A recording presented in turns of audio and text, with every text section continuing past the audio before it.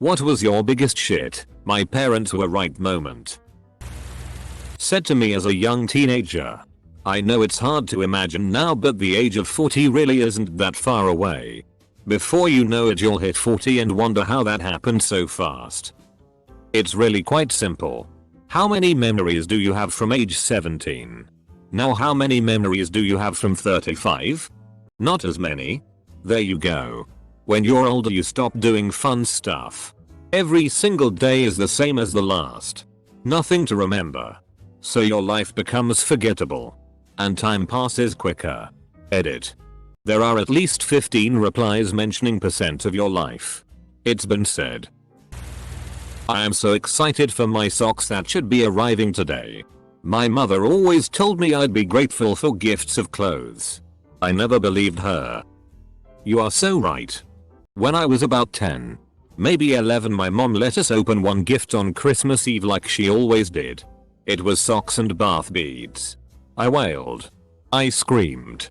I made an ass out of myself. In hindsight, I f***ing love those socks. And bath beads make me tear up now as a 45-year grown-ass woman. I would give anything for my mom to be here to give me socks for Christmas again. Edit. My top post comment is now for being an ashat to my mom. Thanks Reddit. My dad was always on me to budget everything. At 30 I understand it. Parents do not talk to their children enough about finances. Good for you and your folks. Those are important lessons to learn. As soon as my son hits 13 I am going to go over the week's finances with him every week. I will teach him how to spend money correctly and how and when to pay bills. I wish my mother had shown enough interest in me to teach me the ways of the world. I'm nearly 30 and my 6 years old has had more attention from me than I have had from my mother in my whole life. I intend to teach my son exactly how to budget. How to cook. I'm a chef, so it will be at every opportunity as long as he is willing. How, when, why household chores get done, and many other things I was never given the time of day for.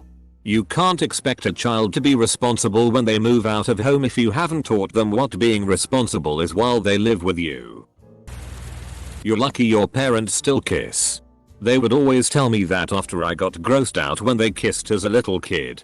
I didn't really realize the huge truth behind that until I started going to friends' houses more and seeing their parents almost always argue and stay in separate rooms or something like that. Be thankful your parents smooch, goddammit. Actually, we are really cool parents. Turned out to be true.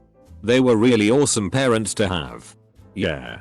I didn't realize just how lucky I was to have the parents I did until I found out about how some other people's parents were. I grew up in a middle-class home with both parents around and neither one of them was abusive, mean, or overly strict. I was, and still am, very fortunate, and it took growing up a bit to realize that. I think one of the biggest wake-up calls to me was during my freshman year of college when I was complaining to someone else about how annoying my father was for nagging me about going out too late on weeknights when I was 19.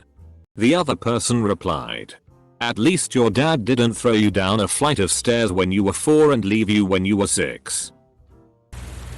During my weekly call from my dad on Wednesdays, exactly at 7 PM for 20 plus years. You know, someday you are going to miss our conversations. Double quote. Goddamnit dad. TT. I remember growing up when I would stay with my grandparents and my grandfather would call his mother every night to talk for at least an hour. This was a woman he only lived a 45-minute drive from. Saw at least once a week if not more. But yet called to talk to every night. After she died, things changed a little.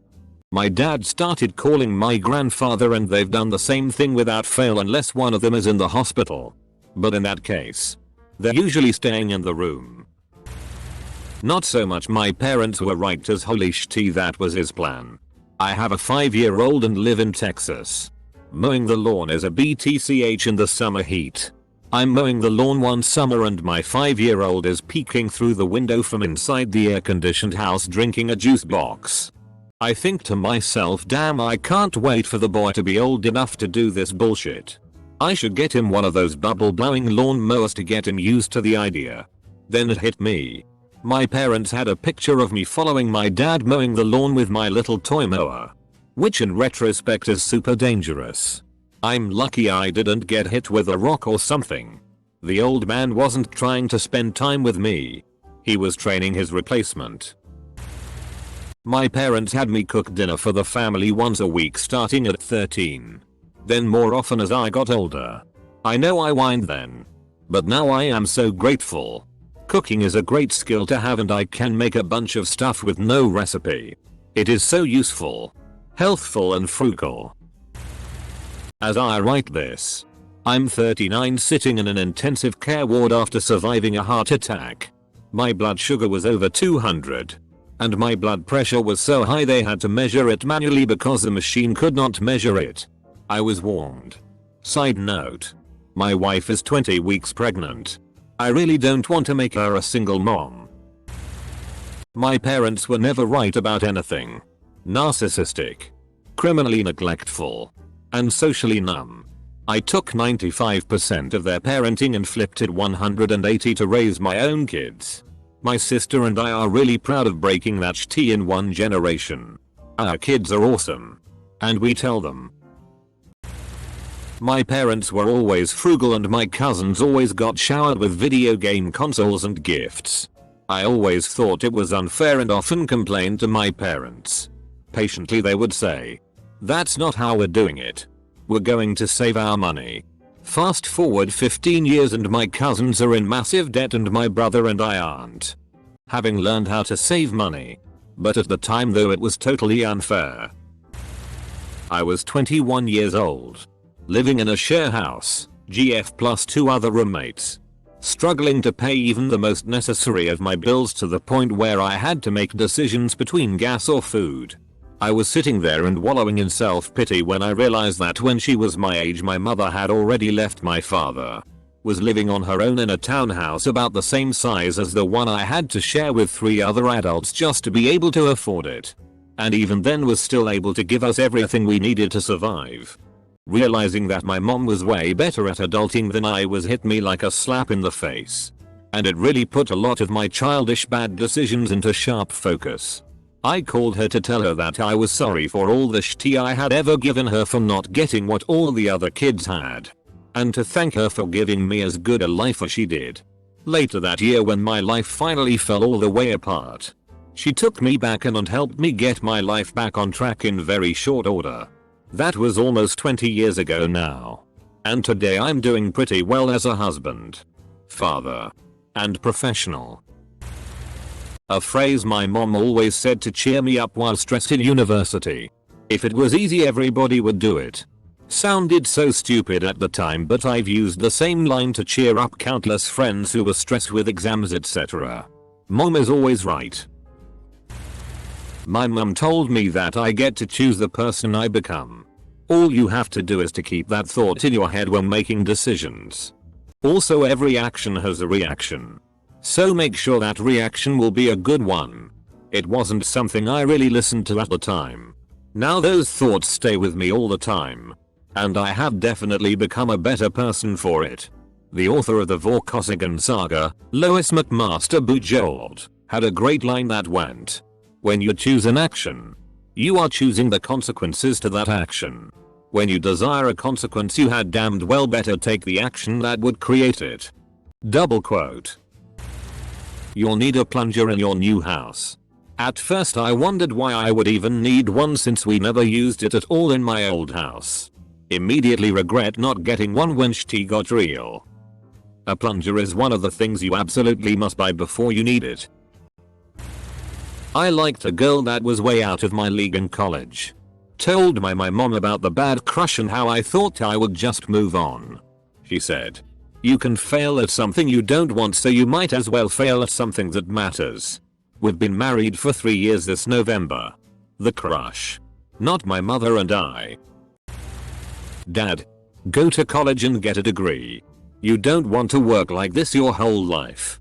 Went to college. F-ked around. Didn't get degree. Currently working the way he said I didn't want to work my whole life. He was right. This sucks. You'll hate everybody you work with if you're trying to get into film. I know you like movies and like making them. But most of the people you'll have to deal with will be insufferable. Double quote. You just don't understand me. Double quote. One day into my intro to film studies course and I couldn't take it anymore. I never looked back. As a former film editor, I can attest to this. The film world is full of pretentious self-made assholes who always know better than you do. About everything. Perfect. I'll fit right in. I'll fit in better. Trust me. I got arrested in 2008 and convicted in 2010 for a marijuana-related charge. My parents warned me that this would come back to haunt me, but I always thought it was no big deal as I landed my first professional job on a recommendation and no background check was done. Fast forward to last month and I'm 100% sure I got a new job. I killed it on the interview. Had an internal recommendation. And even signed the employee agreement.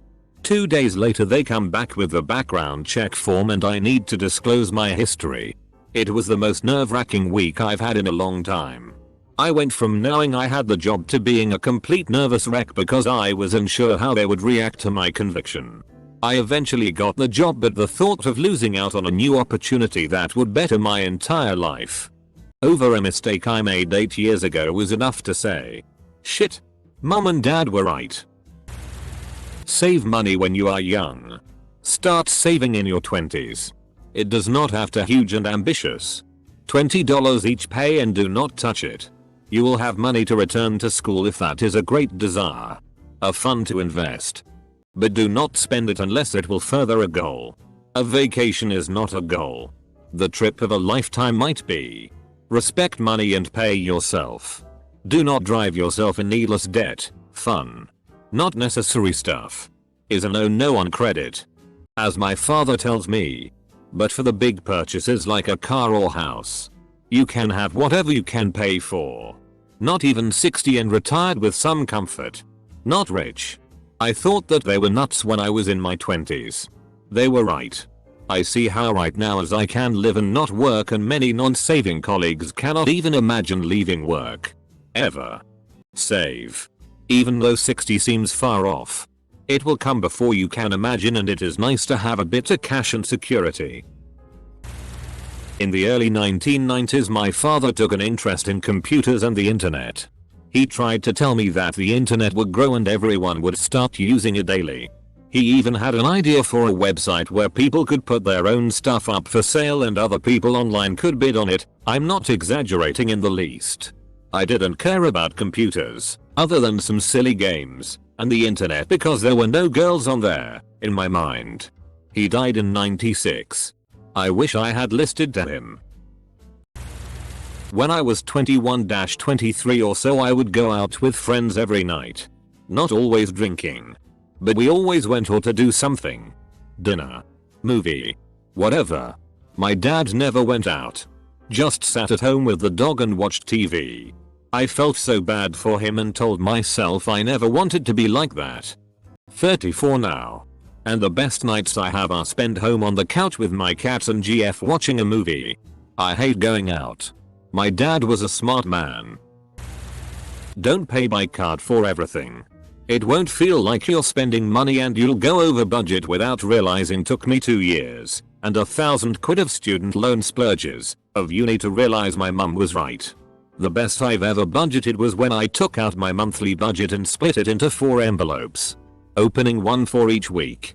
Nowadays I'm a massive stinge about money because I get paid in cash, so I find it super easy not to spend anything when I can literally see my cash leaving my hands. You'll regret not taking care of yourself later. Double quote. I've dealt with anorexia for most of my life. I thought this was crazy. Because I never thought there would be a time in my life when I wasn't devoted to starving myself. Now, I'm trying to get healthy. And my stomach no longer remembers how to digest food. Whenever I try to eat, my stomach enters a state of near paralysis. And the food rots there until I vomit 5 times. I have my first of many procedures coming up to try and fix it. And it's an expensive and hellish process. I wish I'd just been a normal chunky teenager snacking with the rest of my friends. instead of destroying my body forever. My parents didn't imbue any advice that I particularly remember. My grandfather on the other hand is a sage. It's not how much you make, it's how much you spend. That's the trick to becoming wealthy, man, was he right? So many people get raises over the years and inflate their lifestyle. I've doubled my income while keeping my lifestyle comfortable but stagnant and put the extra income into savings and investments, and it feels great. Want to know true freedom? Be debt free. That girl is no good for you in relation to my ex-girlfriend. She was spiteful, sly and cold, but easily one of the most beautiful girls I'd ever seen. My parents obviously picked up something I didn't.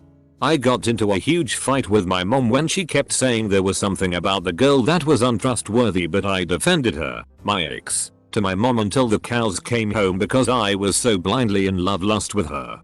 Then, on the night we broke up and after the 2 years we were together, she finally revealed what a truly nasty person she was, and I realized that my mom and dad were so accurate about her. I met up with her 2 months ago and she confirmed all over again that I should really trust my parents' intuition. I was once invited to a meeting by some friends. I was told to wear nice clothes, but they wouldn't tell me anything else about it. My father thought it might be a pyramid scheme and made me promise to come home and sleep on it before I made any commitments. I went to the meeting but I didn't join. I found out later that it was a pyramid scheme. My dad was sick and dying while I was in high school. During that time he sat down and read everything he could about student loans for college.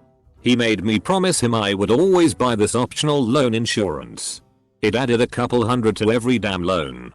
I had people try to talk me out of it, and I always had to say I had promised my dad, who was now dead. Just as I finished my studies I got sick. It took a while to figure out it was incurable and I was going to be chronically ill the rest of my life. The insurance paid off my student loans and took one big stressor out of my life. So even though my daddy was dead, he was taking care of me. Even my mother told me I didn't need that insurance. He was right. I needed it.